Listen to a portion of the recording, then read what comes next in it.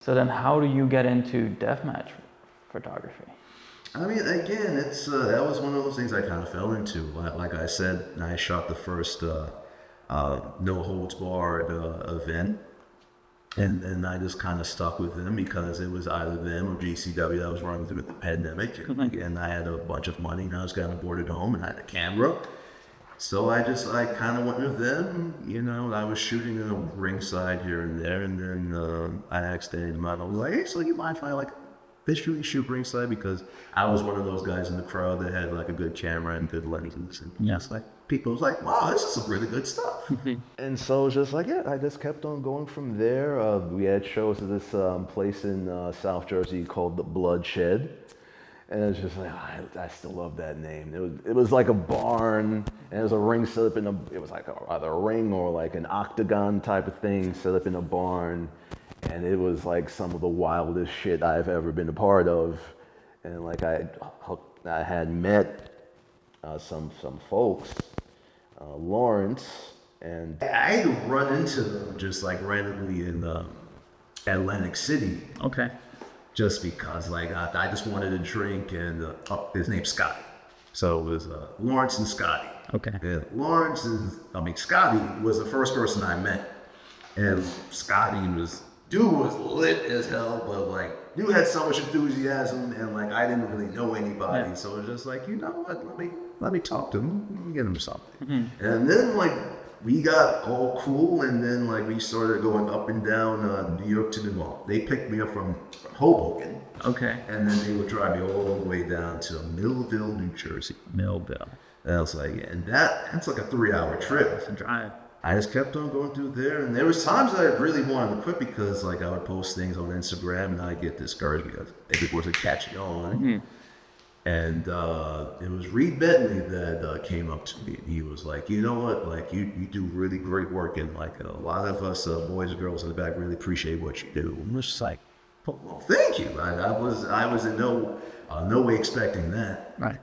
And yeah, just kept on going from there. I went to like Florida, shot for No Peace Underground. That's the first time I ever went to Florida. Mm-hmm. Met Shotzi Blackheart there. She just happened to be just chilling there. That's cool. And oh man, like I shot some of my very favorite bits of photography ever. There's a photo of Atticus Kogar. Like he's not even one of the best people in deathmatch. He's one of the best people in the Indies in terms of working, in terms of talking people into a building. Like he could go anywhere. I have this shot of him breaking this huge glass pane with a chain. Okay. And I got the photo like while it was shattering, so it was like you could just kind of see where the hit mark was, and then just like kind of glass and kind of spider webbing. Yeah. It's a photo I have over my couch in my room. So it's like one of my all-time favorite photographs. And then there's a young lady by the name of Casey Kirk that I came across in ICW, and like I think between our photography, it's like, I mean, she's just a wonderful human being, and like whatever we would do, it was just magic. Just some of my most well-known pictures have come from her. Like it's like one of those things. Like I could put up a photo right now, and by the end of tonight, I'm pretty sure it's going to get 100+ likes. The deathmatch community, I personally think it's like one of the most inclusive like places, just generally speaking. Yeah. It hasn't been that much like anymore, but like I just like would go down there with my camera, and then like someone recognized, you know, out of the red shoes, like, oh, you red shoes, you shot something in like New Jersey that I really, really loved. It and it'll be like some person from Texas that I've never met. It was amazing the support I got from just pure strangers. And just like, you know, a lot of people have the idea, just like, well, you're black. Like, how do you, what are you getting the enjoyment out of shooting these, you know, people hit each other for like, you know, barbed wire bats and tack bats, glass panes, and just, those guys were very welcoming of me. Like, if there's anything I can say about those guys, like some of the hardest men that anyone can tell. Right. Yeah, that's deathmatch wrestling right there. Yeah. And there's pictures on your Instagram of you bleeding.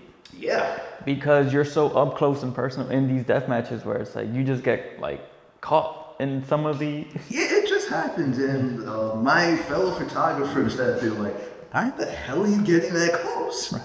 And it's just like because I'm trying to get like a look that someone hasn't really gotten before. I'm just trying to get like that one shot. Okay. That can either define that person or just my photography. Yeah. Just because you have to make yourself stand out. It's even more so than being nice and courteous. Like your work has to stand out. Like there's so many great photographers just on the East Coast alone, Right. and the rest of America, there's a bunch of great photographers. There's competition, man. Like, Yeah. and I work alongside some of the best people, and my stuff has to be good. Or like, what am I doing?